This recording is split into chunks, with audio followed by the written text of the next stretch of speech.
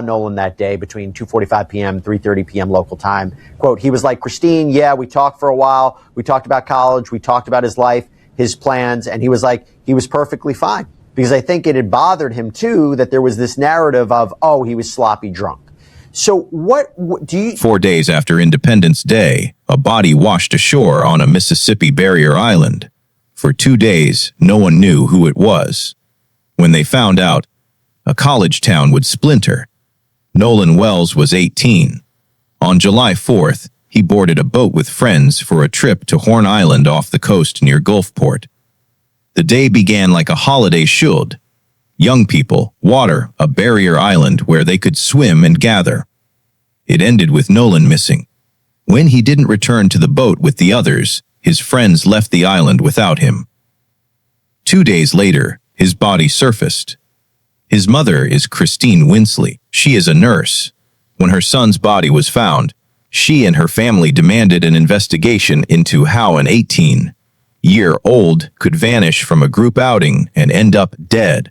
They hired civil rights attorney Ben Crump, who has represented families in high-profile death cases. Lodge in a complaint to the board of whatever, or they're going to have to consider if they have claims that they should bring on behalf of the estate or on behalf of the family, or more fundamentally to your point, they want someone, an advocate of their own, looking over the investigation or even conducting their own investigation. There are a lot of perfectly good reasons that the family of a victim should get legal assistance. I have no problem with that. I've talked about this before. You know, people are getting arrested for making threats. The family has talked about being harassed. The purported friends of Nolan claim that they're getting harassed. They ordered an independent autopsy. The independent examination concluded the cause and manner of death were undetermined. The official state autopsy was completed, including toxicology testing, but the results have not been released. Those findings are being held as part of a case file now headed toward a grand jury, where prosecutors will decide whether to file criminal charges. No timeline exists for when that grand jury process will unfold. Litigation mounting. What exactly is going on right now? Welcome to Sidebar, presented by Law and Crime. I'm Jesse Weber. So there are some things happening with the Nolan Wells case that we should talk about. This is the death of the 18-year-old college football player, went missing after a July 4th boating trip at the barrier island off of Horn Island in Mississippi, reportedly didn't go back on the boat with his friends, goes missing, and his body is found 2 days later washed ashore. The family is demanding a thorough investigation. They are demanding answers. They have hired attorney Ben Crump to navigate this situation for them. They ordered an independent autopsy of Nolan's body, but the cause and manner of death were undetermined. From that examination, we do know, based on reporting, the official state medical examination has reportedly been completed, presumably with the toxicology report, but we don't know the results yet. It's part of a larger case file that will, by all accounts, be sent to a grand jury for potential filing of criminal charges. The results won't be released till then, and we have no timeline. What happened on that island? Why Nolan was left behind, how he ended up in the water, remains unknown. But the absence of those answers has become dangerous. Within weeks, 3 people were arrested and charged with making criminal threats in connection with this case. The threats targeted a judge whose son was present during the boating trip, witnesses who were there that day, and local officials investigating the death. None of the 3 charged appear to have personal connections to Nolan's family or direct involvement in events at Horn Island. They are accused of making threats inspired by speculation, by narrative, by the raw friction of a case that public attention has transformed into something larger than a single unexplained death. Give their take on the evidence, the investigation. What about those who are claiming they are being victimized? And it is getting heated. It's been reported that right now 3 people have been criminally charged with making threats in connection with this case. And these suspects don't seem to know the family personally or to be involved in any way. But these alleged threats against a judge, whose son was with Nolan that day, a witness, local officials. This is getting serious. This is taking on a life of its own. And now you're also seeing the prospect of litigation. You're seeing a legal defense fund being raised, which we're going to talk about. You're seeing Nolan's mom reportedly being hit with a professional complaint. There is a lot to talk about, especially when it comes to Ben Crump's role, Nolan's purported friends. The question becomes, is there a line? What is the line? Has anyone crossed the line? A lot of moving parts about this, so I want to talk about it. Okay, so this is where I bring in Rich Schoenstein, okay, litigator who knows the ins and outs of things like this. Rich, thank you so much for coming on. It's good to see you. There's a lot I want to talk to you about, but I got to start with this because this is like the latest breaking news, big news that came out. Simultaneously, an anonymous complaint was filed against Christine Winsley with the Mississippi Board of Nursing, alleging professional misconduct. Crump characterized the complaint as intimidation designed to silence a grieving mother's questions. The complaint had never been preceded by any prior complaint against her in her career. The board eventually closed the investigation without findings. Christine posted on social media that the case had been dismissed, describing the process as adding hurt to an already devastating time. Because I love my job and I love my patients. Now, Rich, reason I wanted to bring you on is there's a lot of civil components to this. There's a lot of ways that the legal system is being used here. And I think about this, whether the allegations in that anonymous complaint were true or not. It seems, it being dropped, it probably weren't. But the timing of it is suspicious. I'd say at least that timing is suspicious and that complaint needs to be scrutinized. To me, it supports the argument. This is why the family got outside counsel. This is why they've moved forward with an independent investigation, because the idea would be that they are vulnerable. They are vulnerable to, I think the argument is that this could have been all swept up under the rug, that it was going to be a quick investigation, that, what happened to Nolan, tragic accident, but to get a lawyer and to bring a spotlight on this and to protect their rights. I'm still navigating, the role of an attorney like Ben Crump in all this, but I'm also not, I can't deny there is a value to that. Oh, absolutely. And I've represented victims, family victims of crimes before, and they need legal representation, especially in today's day and age when they're likely to be subject to attacks on social media or the internet or someone. The case was hardening into litigation. The young men who were with Nolan on the island, Warren Hudson, Jax Patalo, Morgan Seymour, and others, launched a legal defense fund on a crowdfunding platform. Which I'm going to get into a little bit more, but have you seen anything like this before? There's one thing, it's an investigation to find out what happened to Nolan, and now you're seeing lawyers getting involved and people lawyering up and maybe mounting legal claims against each other because of the discourse out there, because of the dialogue, because of the theories, the rumors, the speculation, how loud it's getting. Have you ever seen anything like this?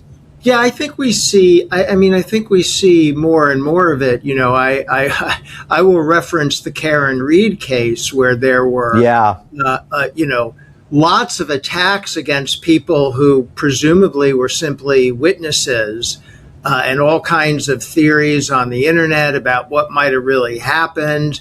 And at the end of the day, a lot of those people have had to lawyer up. But if you are a potential suspect, you ought to have a lawyer. If you're going to be asked to talk to the authorities and the authorities might view you as a potential suspect, you ought to have a lawyer.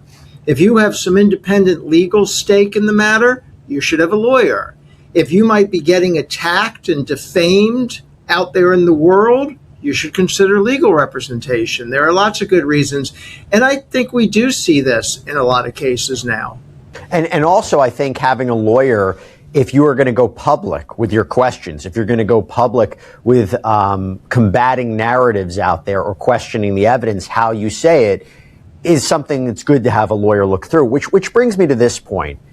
Has the family done anything or said anything that could get them into legal trouble? Has Ben Crump said anything or done anything that could get them into legal trouble? I mean, look, they've been vocal. And for example, they have pushed back on accounts that Nolan would have stayed on Horn Island without his friends. The fund raised over $150,000 in multiple ways. And the family and Ben Crump have been getting criticism. And we've seen, the friends getting criticism. And there's something that I have to call out here that I thought was really interesting. So apparently Nolan's purported friends and their families have launched this legal defense fund on Give, Send, Go. Currently raised at the time of this recording over $158,000. I'm going to read you a portion of what it says. It says, quote, "No friend should have to grieve the loss of a brother, but instead of being allowed to mourn, what followed was an unprecedented online campaign of accusations, harassment, threats, and defamation. Since Nolan's death, Warren Hudson, Jack Spatallo, Morgan Seymour, and many others have been inundated with death threats, threats of violence, and defamation. They have been falsely and wrongly blamed by individuals online and in the media of either directly or indirectly having a hand in Nolan's death. Most of them could not even attend their own best friend's funeral. Why? Because race baiters sent a deranged army after them online in the name of justice. Since the beginning of the investigation, these young men have cooperated with authorities, turned over all the information they had, and provided an overwhelming number of witnesses accounting for their whereabouts. Some of them even resorted to speaking up publicly to defend themselves against baseless allegations. But unfortunately, it has become clear that the truth doesn't matter." Goes on to say, lives have been turned upside down, and some have had to go into hiding. Al Sharpton, Ben Crump, and the usual suspects of social media personalities, national news media, and local provocateurs continue to invent and spread false narratives and lies with no accountability. This is the typical tactic of Ben Crump and the like. They come to communities like the Gulf Coast under the guise of seeking justice. But it has become painfully clear that their version of justice is stirring division, ruining lives, and then leaving when the money is dried up. We have seen this same pattern time and time again, most recently during the Carmelo Anthony trial. No matter what anyone believes about an ongoing investigation, our legal system exists for a reason. Evidence belongs in the hands of law enforcement and the courts, and not in online mob campaigns fueled by rumors, edited clips, edited audio, speculation, or misinformation. This must stop. This fund is created for the sole purpose of fighting these individuals. Our goal is simple and twofold. Our first goal is to raise money to defend these friends against incoming wrongful death actions filed by attorney Ben Crump and his team. Our second goal is to fund a robust legal team to sue for the litany of slander and libel being spread by not only Crump, but also many social media influencers, news outlets, and local provocateurs who know better. This is not about silencing legitimate discussion or respectful disagreement. People are free to ask questions and express opinions. This is about drawing a line against defamation, targeted harassment, threats of violence, doxing, intimidation, and coordinated campaigns that destroy lives before the facts are known. It goes on to say, your donation says that enough is enough. Your donation says that the time of exploiting a tragedy under the guise of justice and leaving a community in ruins after squeezing as much money out of it as possible is over. Nolan deserved dignity, not this. Rich, there's a lot to get into with this. I mean, we can start with the idea of a fund being set up with all that money coming in. We can start his legal defense fund, right? Very, very different. Very, very different. I understand, but I'm saying a lot of people, either defendants or victims or others, set up these funds. And one thing I want to encourage people is when they look at a fund like that, to try to scrutinize it and make sure you know where your money's going before you give it, because there's not a lot of control. Once you give $100 to some Give, Send, Go, you don't have any control over what that money is really used for. So you want to really take a look at that fund and make sure that it's being used for things you want it to be used for. I find the idea that people would attack these other young men who were on this trip without knowing any facts, and I know that that's happened. I don't think that's right. I think they have a valid point there that they shouldn't be In the campaign materials, they claimed to be targets of online harassment, threats of violence, and accusations of involvement in Nolan's death. They stated they were unable to attend their friend's funeral because of coordinated online campaigns against them. They indicated they were preparing to defend against potential wrongful death lawsuits. They announced a parallel intention to sue for defamation and slander against those they believe have spread false narratives, including Ben Crump, they stated, and various media figures and social media personalities.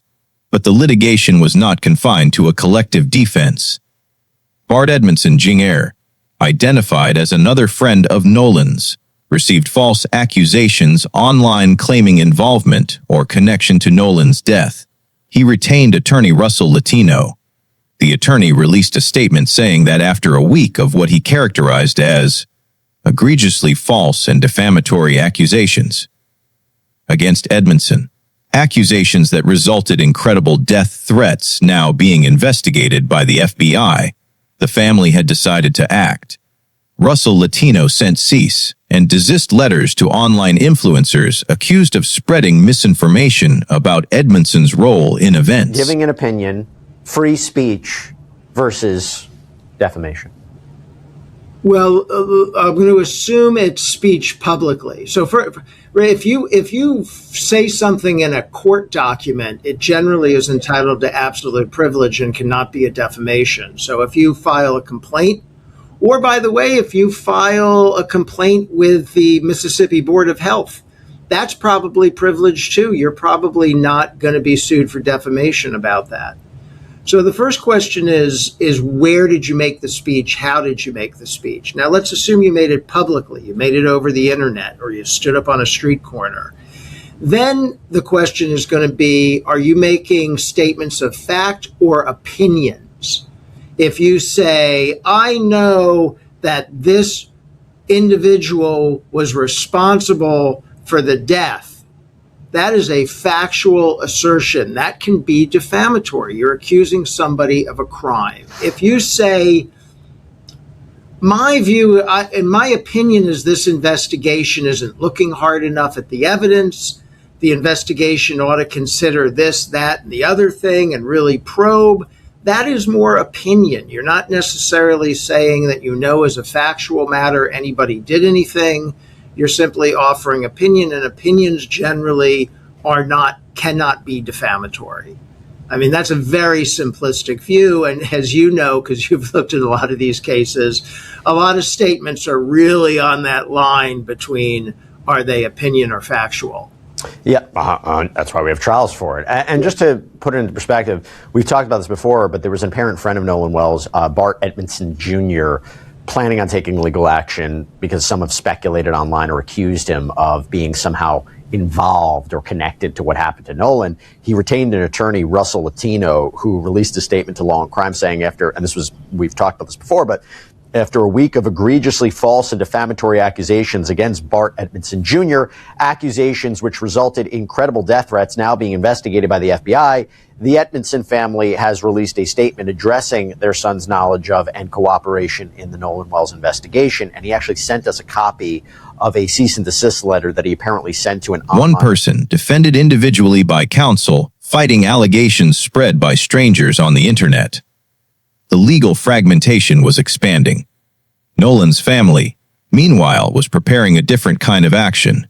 They filed preservation notices and issued subpoenas to social media platforms. TikTok, Snapchat, WhatsApp, Meta Life 360, seeking digital records. A preservation notice was sent to the families of the friends and to investigative bodies. One was sent to Ashley Cole, the judge whose son had been present during the boating trip. Media companies, TikTok, Snapchat, WhatsApp, Meta, Life 360. This is part of the legal case regarding the estate of Nolan Wells, seeks all this kind of information. It was also reported by People magazine that a preservation notice for evidence was sent by Nolan's family to the families of Nolan's friends, these investigative bodies. Apparently, according to People and ABC News, one was sent to Ashley Cole, this judge who I mentioned before, whose son was reportedly with Nolan Wells that day. So it seems there's a possibility when you hire Ben Crump and you're having this information, these notices, they may be preparing to go the wrongful death route to get the answers that they feel they may not get in the criminal investigation, right? Well, to get answers, right, and also to get financial recovery. I mean, when if you have multiple people out there, it's not impossible that the families of some of these kids have insurance that would cover that kind of litigation. It's not impossible that you could cast a wide net wrongful death. The signals were unmistakable. The family was preparing possible civil litigation, pursuing wrongful death claims that could run parallel to any criminal investigation. The case pivoted on a single disputed detail. Without his friends, which is something that has, been amplified by those who were with Nolan that day. They have made claims that information from Nolan's phone may have been tampered with, deleted. They have seemingly pushed back on the idea of whether Trayston Shepard, who has come out, claims he's a good friend, a really good friend of Nolan. He was interviewed by Brandon Tatum.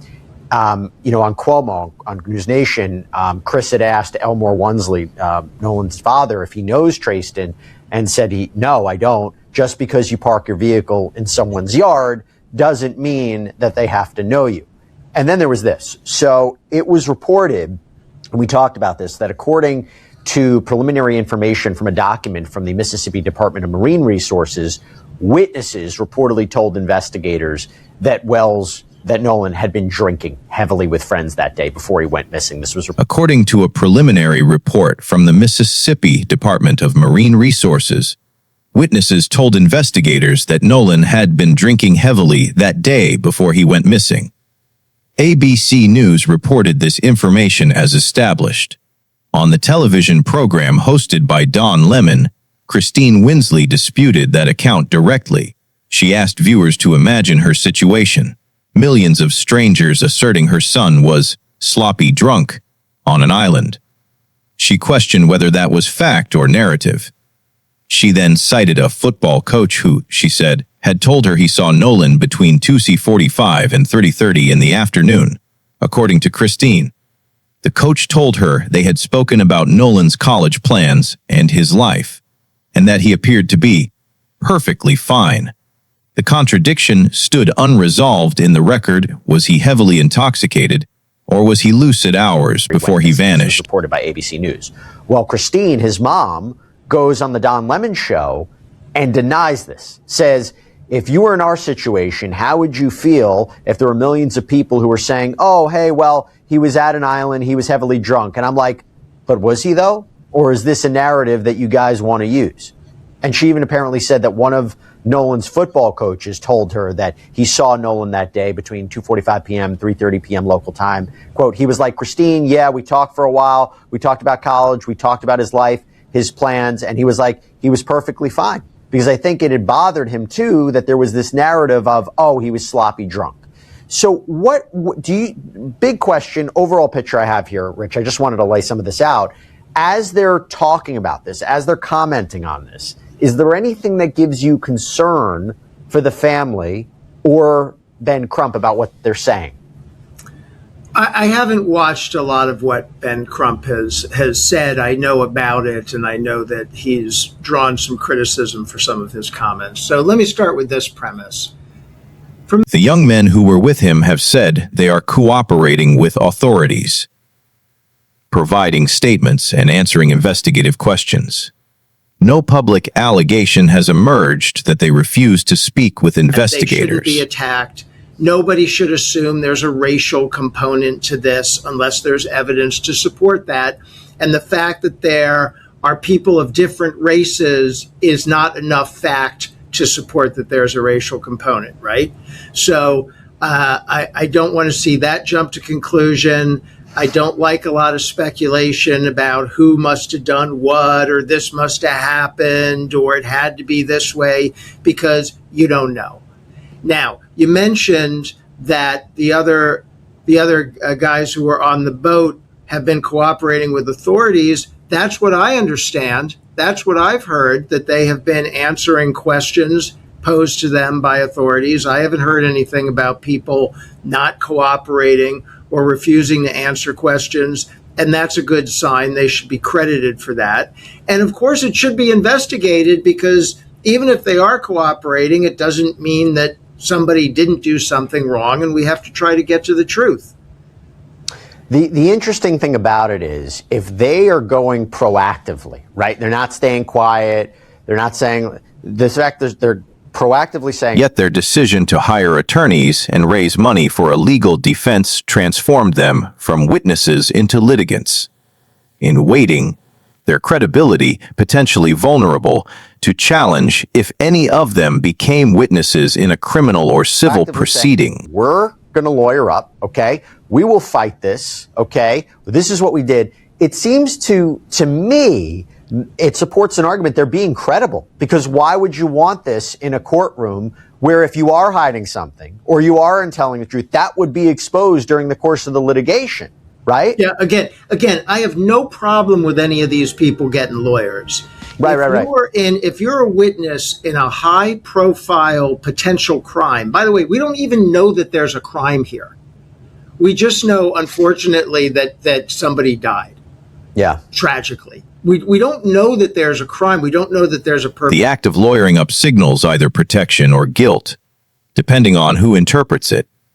In the absence of facts, interpretation fills the void. Investigators don't tell you everything they found every day during an investigation. They do it step by step. They do it methodically. They talk to witnesses. They look at forensics. They look at evidence.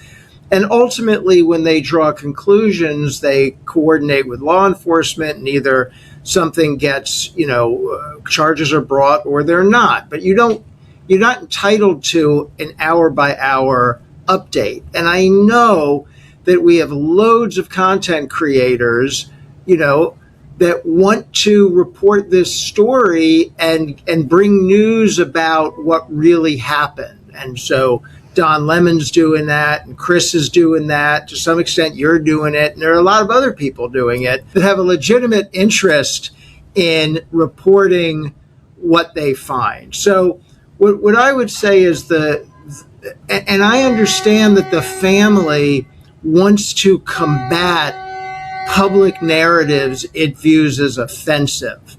So if there's a public narrative, well, he must have been drunk on the island, and they believe that is not true, I totally understand why they would want to speak out against that. And I just think everybody should proceed with the same goal in mind. The goal is to determine how this young man died and figure out if anybody is responsible that needs to be charged for that. And everything that's done ought to hopefully contribute, or at least not detract from that goal. So, look, you and I both know that there are people in the public, online, who are viewing this in multiple ways. What remained verified was narrow. A young man died under circumstances that had not been explained. A toxicology report existed but had not been shared. A grand jury would eventually decide whether a crime occurred. A civil case might be filed regardless. Multiple people had been arrested for threats made in the name of justice. Yet no one had been charged with anything related to Nolan's death itself. His friends grieved while defending themselves. His family demanded answers while preparing legal action. Individual friends hired counsel to fight defamation. The investigation existed in suspension, incomplete, contested, expanding outward into courtrooms and preservation notices and social media instead of contracting toward resolution. The grand jury's findings could clarify what happened on Horn Island. They could also do the opposite, generate more questions without settling the existing ones. The toxicology report, when released, may provide answers about what was in Nolan's body and when. It may simply raise the next question. What remains is whether anyone will ever know how an 18-year-old ended up in the water, and whether the legal systems now in motion will bring anyone closer to that answer or drive them further away.